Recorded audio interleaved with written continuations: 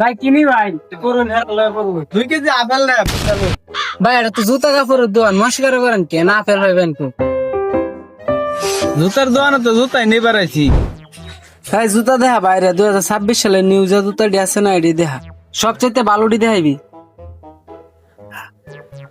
ভাই new model 2026 সালে নতুন আইছে, তো আমরা এটি অন্য কাউকে দেখাই নাই, তো আপনাকে দেখাইছি কারণ আপনাকে দেখা যায় বাংলাদেশ সুদর্শন পুরুষ, তো আপনার ভাই ভালো মানাবে, তো কইরা দেখেন। লুমের বুদ্ধা মারে ভিডিও মানছে জুতা দেখাইতে। ভাই ওটা তো বেচছেন না জুতা।